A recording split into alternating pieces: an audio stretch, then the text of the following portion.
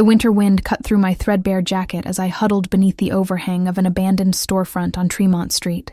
At 19, I'd already spent 2 years on Boston's unforgiving streets after my mom's boyfriend kicked me out when she died. Morning light barely penetrated the heavy cloud cover, promising another gray day as I gathered my few possessions into my worn backpack. The shelter had been full last night, forcing me to find warmth in the 24-hour laundromat, until the owner chased me out at dawn. My stomach growled painfully as I counted the loose change in my pocket. $3.87. Not enough for a proper meal, but maybe enough for something hot to drink. The corner cafe sometimes let me sit if I bought something small, and the barista occasionally slipped me day-old pastries when her manager wasn't looking. Fairmount Park sprawled before me as I took a shortcut toward the cafe, frost glittering on bare branches like tiny diamonds. Despite my circumstances, I couldn't help appreciating the peaceful beauty of early morning, when the city seemed to hold its breath before the daily chaos began. A child's delighted laughter broke the silence, drawing my attention to a little boy playing near the frozen pond. His bright blue coat stood out vividly against the monochrome landscape as he ran along the path, a carefree smile lighting up his face. No adult seemed to be watching him, which struck me as odd for this neighborhood known for its dangerous reputation. The boy appeared to be about 6, too young to be alone, especially near ice that might not be fully frozen. My heart stopped when I saw him dart toward a squirrel, his small feet hitting a patch of black ice hidden beneath a dusting of snow. Time seemed to slow as he tumbled forward, his head striking the corner of a stone bench with a sickening sound that carried across the empty park. I was running before I even realized I'd moved, my own hunger and cold forgotten as I reached the crumpled form in the blue coat. Blood seeped from a gash on his forehead, staining the pristine snow crimson, and his eyes remained closed despite my gentle attempts to wake him. "Hey, little guy, can you hear me?" I called, carefully checking his pulse the way I'd learned in a first aid class at the shelter. His heartbeat fluttered beneath my fingertips, present but unsteady, and his breathing seemed shallow and irregular. My fingers trembled as I searched his pockets for any identification, finding only a sleek phone that looked more expensive than anything I'd ever owned. The locked screen displayed a background photo of the boy with a stern-faced man in an impeccable suit, their matching green eyes the only indication they might be related. The emergency call option glowed at the bottom of the screen, and I pressed it without hesitation. A single contact appeared. Dad. No name. Just that single designation that somehow seemed more ominous than reassuring given the obvious wealth the phone suggested. When the call connected after just one ring, the voice that answered sent chills down my spine, deep, commanding, with a subtle accent I couldn't place. "Theodore, where are you? You were supposed to wait with Mrs. Lancaster until I finished my meeting." "This isn't Theodore," I said, my voice shaking slightly from both cold and nervousness. "My name is Maya. I found a little boy who fell and hit his head in Fairmount Park near the pond. He's unconscious and bleeding. I think this is his father's number." The silence that followed was so absolute I thought the call might have dropped. Then the voice returned, harder now, with an edge that made the hair on my arms stand on end. "Is he breathing? Don't move him. I'm coming now." "Yes, he's breathing, but he needs medical attention right away," I insisted, cradling the phone while keeping my other hand on the boy's wrist to monitor his pulse. "I should call an ambulance." "No ambulance." He cut me off sharply. "No authorities. I'm 3 minutes away. Keep him warm. Don't speak to anyone who approaches you." The background noise suggested he was already moving, doors slamming and engines starting. Before I could respond, he spoke again, his voice slightly muffled as if addressing someone else. "Security breach at the park. Theodore is down. Get Sullivan and the medical team there now." Then back to me with chilling precision. "Exactly where are you?" "Near the east entrance, by the stone bench next to the pond," I answered, shivering as I removed my only jacket to cover the small, still form. "Please hurry. He hasn't moved or made any sound since falling." True to his word, barely 3 minutes later, the roar of powerful engines shattered the morning quiet. 3 black SUVs with tinted windows screeched to a halt at the park entrance, and men in dark suits emerged with military precision, weapons visible beneath their open coats. The man from the phone's background photo was instantly recognizable as he strode toward us, his expensive overcoat billowing behind him like a cape. His face was a mask of controlled fury and fear, eyes scanning the area with practiced efficiency, before locking onto his son's still form. He dropped to his knees beside us, ignoring the snow soaking into what I guessed were $1,000 pants. "Theodore," he said, the name emerging as a prayer rather than a question, his hand gently touching the boy's face with a tenderness that seemed at odds with his intimidating presence. "He slipped on ice," I explained, suddenly feeling like an intruder in this private moment. "His head hit the corner of the bench. He hasn't woken up at all. I kept his neck still in case there's a spinal injury." His eyes met mine for the first time, green like his son's, but harder, assessing me completely in one glance. My homeless appearance, my thin frame, the smudges of dirt on my clothes, nothing escaped his notice, yet his expression remained unreadable as a man in a suit approached with a medical bag. "Mr. Knight," the medic said quietly, kneeling on the boy's other side. "Initial assessment shows a concussion and possible hypoglycemia. We need to stabilize him before transport." As the man worked, securing a neck brace and checking vital signs, the father never took his eyes off his son, the scar along his jaw whitening as he clenched his teeth. I found myself in the back of one of the SUVs, sandwiched between armed men in suits as we sped toward Massachusetts General Hospital, with sirens blaring from an escort vehicle. My presence seemed forgotten, as the father, Mr. Knight, cradled his unconscious son against his chest in the front passenger seat. The hospital staff clearly recognized Mr. Knight when we arrived, immediately directing us to a private wing with security checkpoints and hushed voices. I followed awkwardly, unsure of my place in this unfolding drama, but unwilling to abandon the little boy until I knew he was safe. "You found him," a nurse said softly as I lingered in the corridor outside Theodore's room. "Mr. Knight doesn't trust many people with his son, but he asked that you stay until he can speak with you." The request felt more like a command than an invitation, emphasized by the stone-faced security guard who maintained a discreet but watchful position nearby. I sank into an uncomfortable chair in the private waiting area, acutely aware of how out of place I looked among the polished marble and designer furniture. Hours passed with doctors and specialists streaming in and out of Theodore's room while I dozed fitfully, hunger gnawing at my empty stomach. A sympathetic nurse brought me a sandwich and coffee, whispering that it was on the house, though her quick glance toward Mr. Knight's security detail suggested otherwise. "Maya," his voice startled me awake from half-sleep, deep and controlled, yet somehow less threatening than before. Mr. Knight stood before me, his tailored suit replaced by a simple black sweater that probably cost more than I'd make in months if I had a job. I stood awkwardly, suddenly conscious of my dirty clothes and unwashed hair. "How is he? Theodore. Is he going to be okay?" The words tumbled out before I could stop them, genuine concern overriding my intimidation. "He's stable," Mr. Knight answered, studying me with unsettling intensity. "The doctors say you likely saved his life by finding him quickly and keeping him still. Theodore has type 1 diabetes. His blood sugar dropped dangerously low while in Mrs. Lancaster's care, causing him to become disoriented before he fell." His jaw tightened as he mentioned the caretaker, and I sensed this Mrs. Lancaster had already faced consequences for her negligence. "The head injury is mild, thankfully.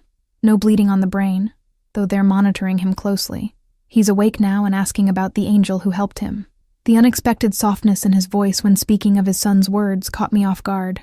"I'm glad he's okay," I said sincerely, gathering my worn backpack. "I should probably go and let you two.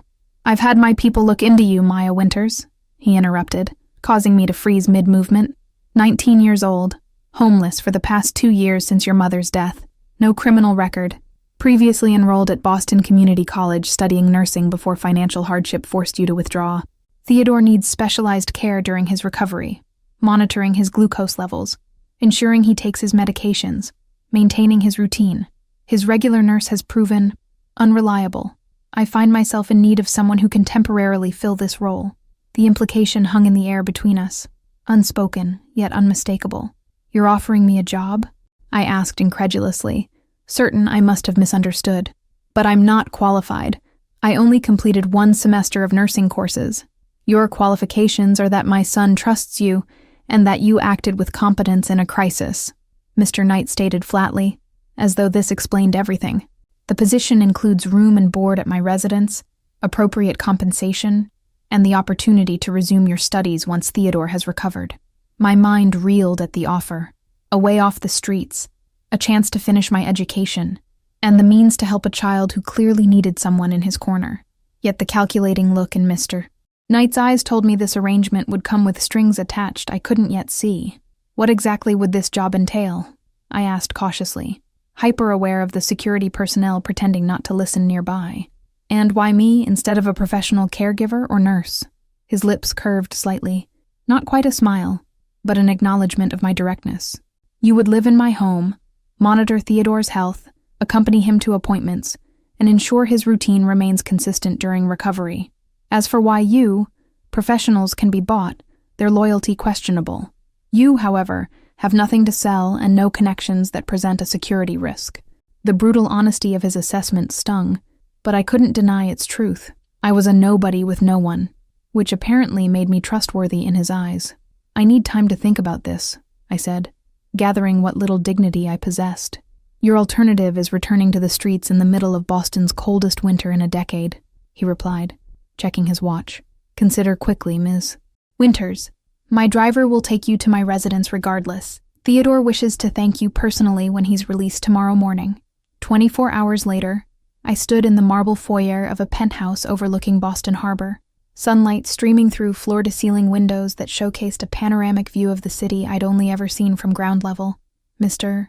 Knight, who I now knew was Alexander Knight, led Theodore into the apartment, one hand protectively on his son's shoulder. Angel, Theodore exclaimed when he saw me, breaking free from his father's grip to wrap his small arms around my waist. The unexpected warmth of his embrace brought tears to my eyes that I quickly blinked away before his father could notice. Alexander showed me to my quarters, a guest suite larger than any apartment I'd ever lived in, with its own bathroom featuring a shower big enough for 3 people and a soaking tub positioned before yet another stunning window. Your clothes will arrive shortly, he said, noting my confusion at the empty closet. Before I could ask what he meant, a woman entered carrying several garment bags and boxes. I'm Claire, Mr. Knight's assistant, she explained efficiently. I've brought a selection based on the measurements and preferences we could determine. The blue would be appropriate for dinner tonight. My shock must have shown on my face because Alexander actually chuckled, the sound surprisingly warm from such an intimidating man. You'll find I value efficiency, Ms. Winters. Dinner is at 7. Claire will show you Theodore's medical regimen in the meantime. Over the following days, I settled into a routine that felt surreal compared to my previous existence. Mornings began with checking Theodore's glucose levels, preparing his carefully portioned breakfast, and administering his medication under the watchful eye of a private physician who visited daily. Did you always want to be a nurse? Theodore asked one afternoon as we worked on his schoolwork in the sunlit study. His recovery had been swift, his resilience remarkable for a child who'd experienced such trauma. Since I was about your age, I answered, helping him with a math problem. My mom got sick when I was little, and the nurses who took care of her were so kind to both of us. I wanted to help people the same way. Theodore considered this thoughtfully, his green eyes, so like his father's but softer, unburdened by whatever hardened Alexander's gaze, studying me intently. Dad says you were sleeping outside before you found me. Why didn't you have a home? The innocent question caught me off guard, and I searched for an age-appropriate explanation. Sometimes grown-ups have bad luck and lose their homes. My mom passed away, and I didn't have anyone else to help me for a while. But now you have us, he said with the simple certainty of childhood, returning to his multiplication tables. The statement lingered in my mind long after our study session ended, a dangerous comfort I couldn't afford to embrace. Sit, he said, closing the laptop before him. When I complied, he poured 2 glasses of amber liquid, sliding one toward me. You've adjusted well to this arrangement. Theodore speaks highly of you. The unexpected praise warmed me more than it should have. He's a remarkable child, I replied honestly. Intelligent, resilient, kind, qualities that must come from his mother. The moment the words left my mouth, I regretted them. Alexander's expression darkened momentarily. His mother abandoned him when he was 2, shortly after his diabetes diagnosis. She found a sick child inconvenient to her lifestyle and social ambitions. The bitterness in his voice revealed more emotion than I'd witnessed from him before. I'm sorry, I murmured, taking a small sip of what turned out to be expensive whiskey. That explains why he's so accepting of change. He's learned to adapt to abandonment. His eyes narrowed slightly, assessing me with new interest. You're perceptive, Ms. Winters, perhaps too much so. He leaned forward, his gaze intense. What have you deduced about my business during your stay here? The question felt like a test, one with potentially dangerous consequences for a wrong answer. That it's complex and far-reaching, I said carefully. Import, export, property development, various legitimate enterprises that require significant security and discretion. A hint of amusement touched his features, a diplomatic assessment, and the men who visit late at night, the conversations that stop when you enter a room, the weapons carried by my security team. I met his gaze directly, abandoning pretense, that your legitimate businesses might coexist with other interests that make you enemies and Theodore a potential target. Why else would a 6-year-old need armed guards to visit a park? Perceptive indeed, Alexander replied, his expression giving away nothing as he leaned back in his chair. Boston's Knight family has controlled certain aspects of this city's commerce for 3 generations. We provide protection, ensure fair business practices, and maintain order where legal channels fall short. The euphemisms didn't disguise the truth. I was living in the home of a major crime boss, caring for his son, and becoming dangerously comfortable with both. Why are you telling me this? Wouldn't it be safer for me to remain ignorant? Safety is an illusion, Maya, he said, using my first name for the first time. The moment you saved Theodore, you entered my world. Knowledge might be your only protection if certain situations arise. The following morning, a tense atmosphere permeated the penthouse as I prepared Theodore's breakfast. Security personnel moved with heightened vigilance, speaking in hushed tones that immediately ceased when I approached.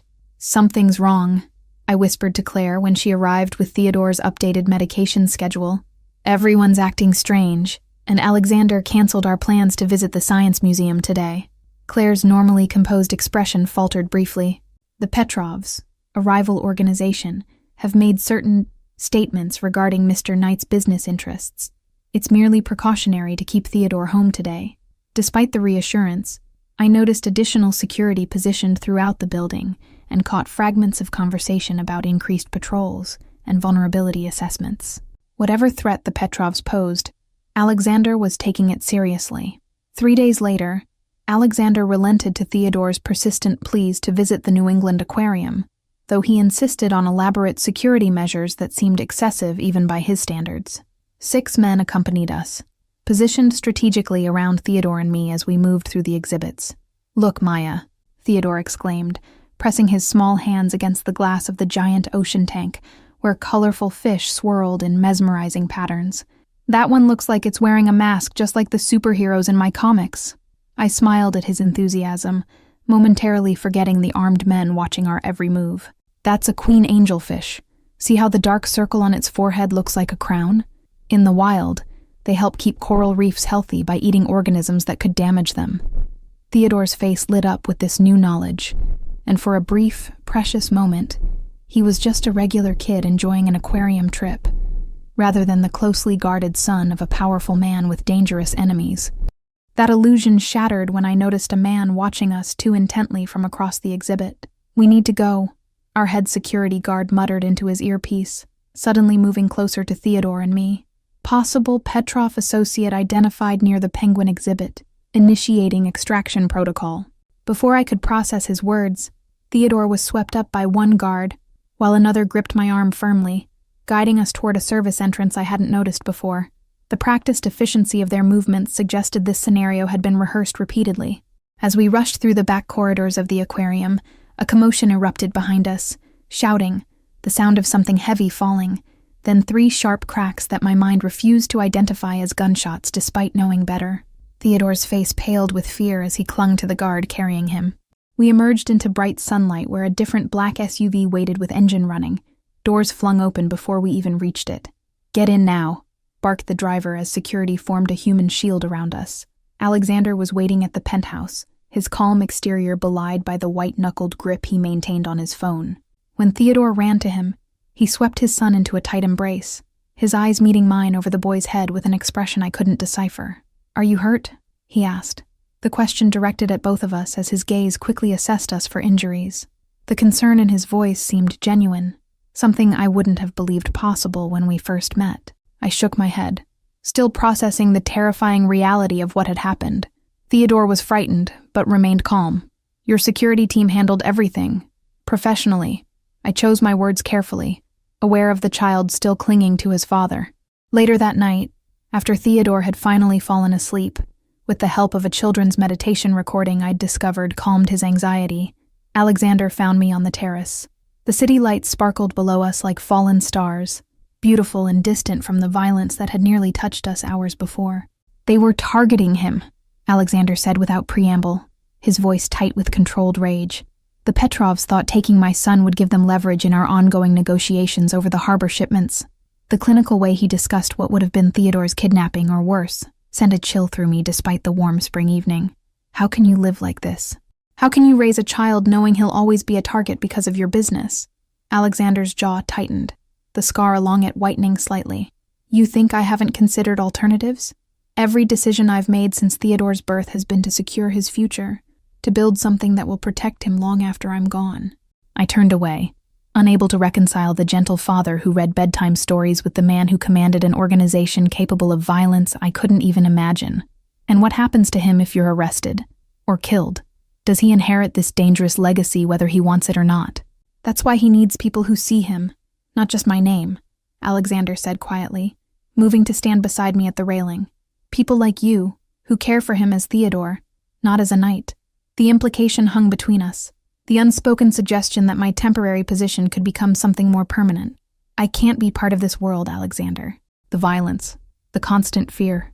I saved Theodore because no child deserves to suffer, but I never intended to enter this life. His hand covered mine on the railing, warm and surprisingly gentle for someone so dangerous. Yet here you are, 6 weeks later, still calling my son by a nickname only you use, still researching diabetic-friendly recipes that might tempt him when his appetite wanes, still singing him to sleep when nightmares wake him. Tomorrow, Alexander said after a long silence, I'm transferring $500,000 to an account in your name, enough to complete your education, secure housing, start a new life anywhere you choose. My driver will take you wherever you wish to go. The offer stunned me. Financial security beyond anything I'd imagined. Freedom from the streets that had been my reality for 2 years. You're letting me go? Just like that? His expression remained unreadable in the dim light. I protect what matters to me, Maya. Sometimes that means letting it choose its own path. He turned to leave, adding quietly, Theodore will be told you had a prior commitment. It's better that way. Morning found me packing the few belongings I'd arrived with, leaving behind the designer clothes and expensive gifts that had accumulated during my stay. The bank account information sat on my nightstand, the balance displaying a figure so astronomical it seemed unreal. Theodore's door remained closed as I passed, his morning medication routine already handled by a nurse Alexander had arranged overnight. The thought of leaving without saying goodbye crushed something inside me, but I understood Alexander's reasoning. Clean breaks heal faster, especially for children who had already experienced abandonment. I found Alexander in his study, focused intently on his computer screen, his expression hardening as he read whatever information it displayed. The car is waiting, he said without looking up. Claire has arranged temporary accommodations at the Westin until you decide where you'd like to settle. Thank you, I replied, the words inadequate for everything the past weeks had meant. Not just for the money, but for trusting me with Theodore, for showing me that family can be found in unexpected places. He finally looked at me, his green eyes softer than I'd ever seen them. We both know this isn't about money, Maya. It never has been. The unspoken emotion between us hung in the air, complicated feelings neither of us had dared name. The moment shattered as the study door burst open and Theodore ran in, still in his pajamas, eyes wild with panic. Maya's leaving? Francine said you hired her to replace Maya, because Maya's going away forever. Alexander shot me a look of surprised confusion. This hadn't been the plan we'd discussed. Before either of us could respond, Theodore launched himself at me, wrapping his arms around my waist with desperate strength. Please don't go, he sobbed against my stomach, tears soaking through my shirt. Everyone leaves me. First Mom, then Mrs. Lancaster, now you. I thought you were different. I thought you wanted to stay with us. My heart broke at his words, at the raw pain of a child who'd experienced too much loss in his short life. I knelt to his level, gently wiping tears from his flushed cheeks. Teddy, your dad is giving me a chance to finish school, to become a real nurse like I always wanted. You can be a nurse here, he argued with a child's perfect logic. Dad can pay for your school. You can live with us and take care of me, and we can be a family. He turned to his father with pleading eyes. Tell her she can stay, Dad. Please? Alexander's expression was one I'd never seen before. Vulnerability, uncertainty, perhaps even hope breaking through his carefully maintained control. The choice is hers, Theodore. We can't force people to stay if they wish to go. In that moment, looking between them, the powerful man humbled by his son's pain, and the little boy desperate not to lose another person he'd grown to love, I recognized the impossible choice before me: safety and normalcy, or risk and connection with these two complicated individuals who had somehow become important to me.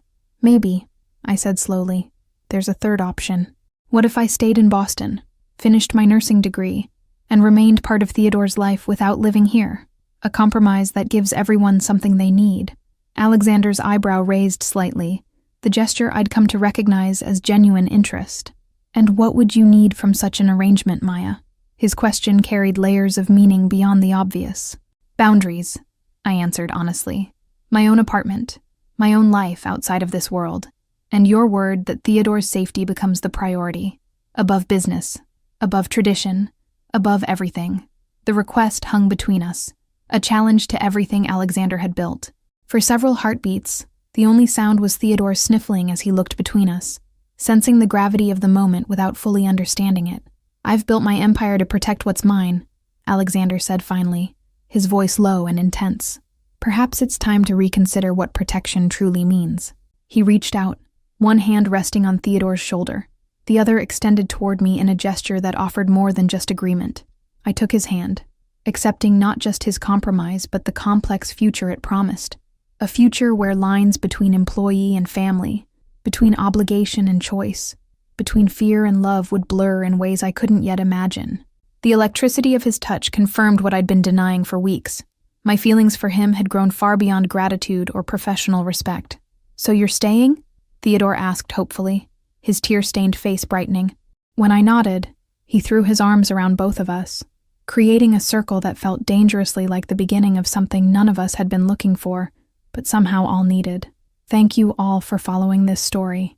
If you enjoyed it, please write in the comments where you're watching from.